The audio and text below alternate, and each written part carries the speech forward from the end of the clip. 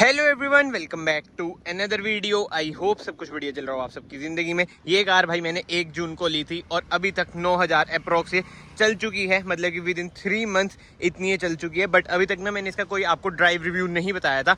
यही था कि एक बार मैं खुद अच्छे से समझ लूँ, और अब तो बहुत ज़्यादा चला लिया, स्पीति वगैरह बहुत सारे इसमें ट्रिप्स भी मार लिए, तो समझ आ चुका है भाई कार का एक डीएनए होता है ना, क्या है क्या नहीं। तो इस वीडियो में ना मैं आपको एक डिटेल रिव्यू दूंगा, ड्राइव रिव्यू, और इसमें जो भी आपके मन में डाउट्स हैं ना, जो भी क्वेरीज हैं फॉर्च्यूनर XUV700 जो भी सारी क्लियर्स हो जाएंगी। सबसे पहले इंजन स्पेसिफिकेशन की बात करें ना, ये है 4x4 डीजल ऑटोमेटिक। तो इसमें आपको मिलता है 2200 सीसी का एमहॉक इंजन, जो आपको प्रोवाइड करता है around 175 bhp with 400 Nm of torque. बहुत ही तगड़ी टॉर्क इसमें आपको मिल जाती है। तो यस, इंजन स्पेसिफिकेशन की तो बात हो चुकी है। तो विदाउट वेस्टिंग एनी टाइम हम चलते हैं कार के अंदर और बात करते हैं भाई चलाने में कार कैसी है कैसी नहीं।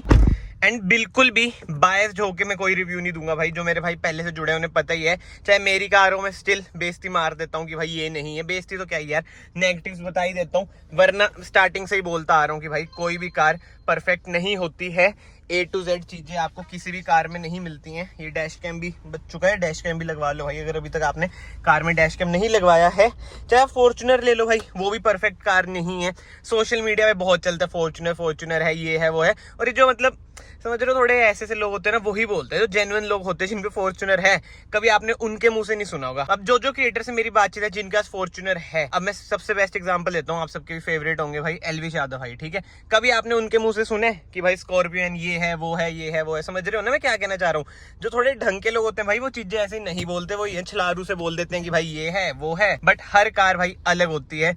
प्राइस सेगमेंट देखो, बहुत चीजें होती है भाई। तो मैं अपनी कम्युनिटी से भी यही बोलूंगा कि ये सब चीजें जो लो स्टैंडर्ड वाली चीजें, ये सब चीजें यार बोलने की क्या कोई जरूरत नहीं होती किसी भी कार के बारे में। अब मेन बात आ जाती है कि भाई आपने इतना बोल दिया पर ये चलाने में कैसी है। तो भाई चलाने में एक नंबर कार है। स्पेसिफिकली मैं बात कर रहा हूँ ऑटोमेटिक की। सबसे पहले ना यही टॉपिक ले आते हैं। मैं भाई शुरू से मैनुअल कार चलाता हूँ, ऑटोमेटिक ये मेरी पहली कार है, और जान के मैंने ऑटोमेटिक ली क्योंकि इसका मैनुअल मुझे पर्सनली बढ़िया नहीं लगता है। जब अरुण भाई के साथ हमने स्कॉर्पियन की डिलीवरी ली थी, जब भी मैंने चलाया था, जो इसका क्लच है ना भाई वो घिसता है, वो वाली बातचीत नहीं है यार। जो किया हुंडई का जो क्लच है, गियर लीवर है, मतलब कि गियर शिफ्टिंग है, वो वाली महिंद्रा में नहीं है। अगर आप XUV ले रहे हो, स्कॉर्पियन ले रहे हो, मैं तो ये कहूंगा भाई ऑटोमेटिक ले लो, सुखी रहोगे। और ये 4x4 है भाई, ऑफ रोडिंग वगैरह आपको पता है इतनी जरूरत पड़ती नहीं, हम करते भी नहीं। बट स्टिल अगर आप इतनी बड़ी कार ले रहे हैं और रियल SUV ले रहे हैं जो रियर व्हील ड्राइव है, लैडर ऑन फ्रेम है, तो 4x4 थोड़ा वो ये साइकोलॉजिकल खेल होता है कि 4x4 होने चाहिए। अब इतना पैसा लगाया तो इसलिए भाई 4x4 हमने ऑप्ट करी थी। बट अब बात आ जाती है इसका ऑटोमेटिक ट्रांसमिशन कैसा है। भाई इसका ऑटोमेटिक ट्रांसमिशन इतना ज्यादा स्मूथ है ना, जो टॉर्क कन्वर्टर है, फॉर्च्यूनर की तरह घू घू इतनी आवाज नहीं निकालता है। मतलब ये समझ जाता है कब इसे शिफ्ट होना है कब नहीं। बहुत ही टॉप नॉच है, 10 में से 10 मार्क्स में से दूंगा। बट एक चीज जो मुझे बढ़िया नहीं लगती, वैसे वो क्या ही है यार, हमें ऑफ कर लेनी चाहिए। जो ऑटो ऑन ऑफ वाला फीचर है ना, ये ऑफ कर लो भाई, ये बहुत तंग करता है। जैसे मोड पे बंद हो जाता है। बट इसके अलावा रिस्पॉन्स दिखाऊं मैं, देखो कार जो खींचती है भाई साहब, मैं बता रहा हूँ जो इसका ऑटोमेटिक ट्रांसमिशन है ना, बहुत ही तगड़ा है। और आवाज भी देखो, नोट करो, इतनी ऐसा फॉर्च्यूनर जैसी है नहीं इसकी, घू घू वाली। आई नो फॉर्च्यूनर का इंजन 2800 सीसी है, ये 2200 सीसी है, बट स्टिल जो ट्यूनिंग है ना वो मुझे इसकी बेटर लगती है। थार की बात करते हैं भाई, थार की थोड़ी हार्श सी ट्यूनिंग है, मतलब कि वो भी थोड़े लेट गियर शिफ्ट करता है। बट इसका यार बहुत ही ज्यादा रिस्पॉन्सिव है गियर बॉक्स। अब रिस्पॉन्सिव की बात हो रही है, स्टीयरिंग व्हील की बात करते हैं भाई। स्टीयरिंग व्हील का फीडबैक भी ना बहुत ही बढ़िया है। आपको ऐसा फील ही नहीं होगा कि भाई आप 7 सीटर रियल SUV चला रहे हो। मैं सीरियसली बता रहा हूँ भाई, लगता ही नहीं कि लेडर ऑन फ्रेम आप कार चला रहे हो। एक तो बॉडी रोल भाई इसमें स्कॉर्पियो क्लासिक के मुताबिक बहुत ज्यादा कम है। अब मुझे पता है ये कमेंट्स आएंगे भाई स्कॉर्पियो क्लासिक रुतबा है, ये है वो है। भाई वो अलग बातें हैं, वो मुझे भी पता है, आपको भी पता है भाई। उसका अलग फैन बेस है, जैसे जा रही है देखो चौड़े टायरों वाली है भाई फैन बेस, वो सबको पता है। बट अब सबको वही रुतबा नहीं चाहिए होता ना, किसी को कंफर्ट भी चाहिए होता है ना भाई। जैसे क्रेटा भी लोग लेते हैं इसकी जगह, तो उन्हें कंफर्ट भी चाहिए ना, इसलिए लोग क्रेटा भी ले रहे हैं। समझ रहे हो ना बात। मैं उस हिसाब से कह रहा हूँ कि इसमें आपको बॉडी रोल नहीं दिखता as compare to Scorpio classic, Fortuner, Thar वगैरह। मतलब लेडर ऑन फ्रेम्स की बात करें ना, उसके मुताबिक इसमें आपको बॉडी रोल बहुत ही ज्यादा कम दिखेगा। ऑब्वियस ही बात है, मोनोकॉक से कंपेयर करोगे, जैसे आपकी XUV700 होगी, तो भाई ज्यादा तो ऑब्वियस ही बात है लगेगा ही लगेगा। अब ये इतने गंदे खड्डे हैं, इसको भाई पता ही नहीं चलता। मतलब कि जब मैं वरना में होता ना, मुझे पता चलता है हर एक खड्डा। इसमें ऐसा वो वाली बातचीत आती नहीं भाई। वो ये SUV है ना, मतलब इसमें कॉन्फिडेंस रहता है, कहीं से निकाल दो, इसका कुछ जाना नहीं। और जो खड़खड़ हो रहा है ना, ये एक कैन पड़ा है भाई एनर्जी ड्रिंक का, वो खड़खड़ कर रहे हैं। और हाँ, एक मेजर ड्रॉबैक और मैं आपको बताता हूँ, कैन की बात हो ही रही है, 4x4 में ना आपको एक ही कप होल्डर मिलता है भाई, दो नहीं मिलते, तो ये कहीं ना कहीं दिक्कत वाली बातचीत हो जाती है। But yes, steering feedback again बहुत ही बढ़िया। किसी किसी को नेगेटिव भी लग सकता है क्योंकि ज्यादा लाइट है, जैसे वरना के बाद मैं इसका चलाता हूँ, इसका मुझे ज्यादा लाइट लगता है। बताओ, एसयूवी है ये, देख लो 7 सीटर है, अकेले आपका यार चला हुआ है। अब जैसे ना मैं स्पीड चेक कर मतलब कि थोड़ी सी भगाऊंगा इसे, हल्की सी ना झूलेगी क्योंकि यार मैं खाली चल रहा हूँ। जब बंदे बैठे होते हैं ना, जो दब के चलती है, जो स्टेबिलिटी है कार की यार, बहुत ही खतरनाक स्टेबिलिटी है। अभी देखो मैं खींचता हूँ, ये देखो पंजा दबाया, गियर डाउन। भाई जो रिस्पॉन्सिव है ना इसका गियर बॉक्स, 173 174 bhp जो काम करती है ना, बताओ। एसयूवी में देख लो भाई, कटिंग वगैरह ना जो होती है, ओहो हो मजेदार। जिन्होंने भाई स्पीति सीरीज देखी है, आते वक्त जब मैं मनाली से आ रहा था, मैं पेल्ले में आया था भाई, इस कार में माउंटेन्स में भी मैं पेल्ले में आ रहा था, बताओ। तो आप समझिए, जो बॉडी रोल वगैरह तो इसमें है ही नहीं। रिस्पॉन्सिव देखो गियर बॉक्स कितना ज्यादा है, 100 पे लग चुकी है, ठीक है। और MID की चलो भी बाद में बात करेंगे, पहले भगा के देख लें, पहले ये भी देख लें स्पीड चेक वाले तो नहीं है, तभी धीरे चल रहे हैं क्या लोग? नहीं है, नहीं है आज, नहीं है भाई, नहीं तो ना इधर स्पीड चेक वाले होते हैं। चलो जी, 100 पे चल रही है, स्टेबिलिटी आप देख लो, एसयूवी है ये। अभी तो अगर बंदे और बैठे होते ना तो और ज्यादा स्टेबल आपको कार लगती। और वैसे हमारे इधर के हाईवे भी थोड़ी ऐसे हैं, अगर आपको शेकी लग रहा हो, बट कॉन्फिडेंस भाई आएगा, बहुत ही ज्यादा आएगा यार। ट्रैफिक इतना है ना, मैं क्या ही बताऊं, कहाँ पे इसकी स्पीड चेक करें हम, मतलब टॉप स्पीड तो ऑब्वियस बात है नहीं करेंगे। और जो इसमें एक साइन आ रखा है ना भाई, वो TPMS का है। ये लो, अब खींचता हूँ, रोड खाली है। एक कैन का खड़खड़ भाई, ये देखो जो उड़ती है ना कार भाई, मैं बता रहा हूँ भाई, मजेदार। ये देखो 140 लग चुकी है, ठीक है। ब्रेकिंग की बात करूं, ब्रेक्स जबरदस्त, इमरजेंसी ब्रेकिंग भी इसकी ऑन हो जाती है। चारों इसमें आपको डिस्क मिल जाती है, तो अगर आपको कार रोकनी है ये रुक जाएगी, थार की तरह दिक्कत नहीं देगी। और सस्पेंशन की बात करें भाई, इसके सस्पेंशन इतने ज्यादा बटर स्मूथ, जो आपने लास्ट वीडियो में बंदे से सुना होगा भाई, सस्पेंशन एक नंबर है। XUV 700 के तो कोई सस्पेंशन मुझे लगते नहीं इसके सामने, इसके सस्पेंशन पे तो भाई दिल आ रखा है। स्पीति टू मनाली जब किया था, मतलब कि काजा टू मनाली जब किया था इतने गंदे रोड्स पे, भाई ये थी तो बच गए हम, सही बता रहा हूँ मैं।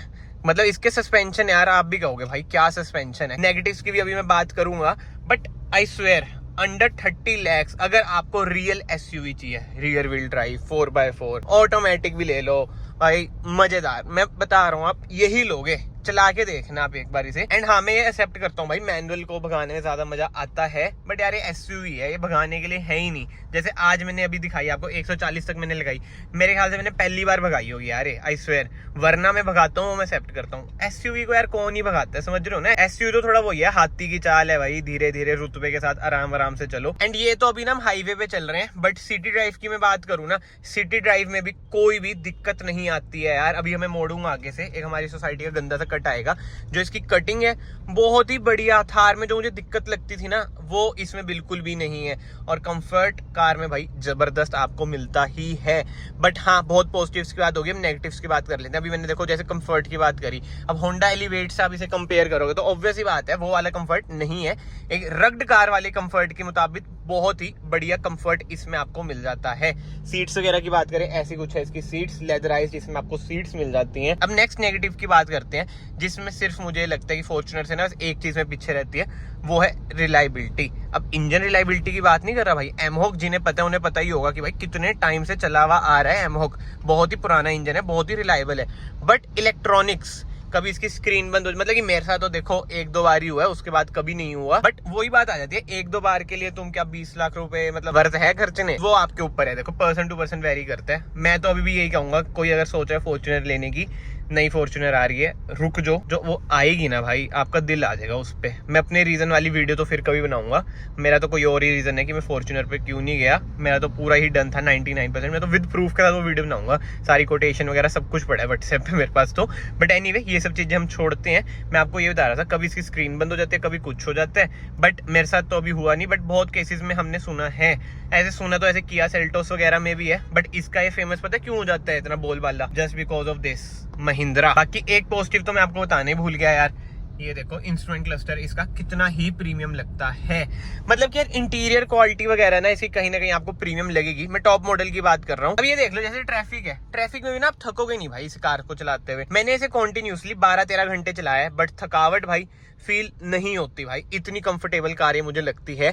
बट हाँ, कहीं ना कहीं मुझे ऐसा लगता है अगर सीट्स इंप्रूव हो जाती, एलिवेट वाली सीट्स लग जाती, तो भाई सोने पे सुहागा हो जाता। अब इधर से ना जैसे मुझे मुड़ना है, ठीक है, ऑटो ऑन ऑफ चलो अच्छा बंद है। अब मैं इनकी बात कर रहा हूँ, जैसे मोड़ वगैरह पे आपको रुकना पड़ता है तो ऑटो ऑन ऑफ ना तंग करता है। बट ये देखो एक ही बारी में इजीली कार आपकी मुड़ जाती है। मतलब जो इसकी कटिंग है ना, जो इसका टर्निंग रेडियस है ना यार, मजेदार। ऐसा लगता ही नहीं है यार आप इतनी छोटा एसयूवी चला रहे हो जो हाइट विड्थ में फॉर्च्यूनर से बड़ी है, लेंथ में छोटी है। और हाँ, एक और मेन चीज जो मैं भूल गया बतानी, ये जैसे 4x4 है तो इसमें ना आपको ड्राइव मोड्स नहीं मिलते हैं। तो मतलब कि अपनी फुल पोटेंशियल पे चलती है, कोई दिक्कत वाली बातचीत आती नहीं है। एंड उसी के साथ साथ हॉर्न की भी बात कर ही लेते हैं। ड्राइविंग में हॉर्न भी बहुत ज्यादा यूज होता है। देखो हॉर्न इसका जबरदस्त है। मतलब कि जो छोटा कार है उसके मुताबिक हॉर्न भी इसका भारी है। ड्यूल हॉर्न इसमें आपको मिल जाते हैं।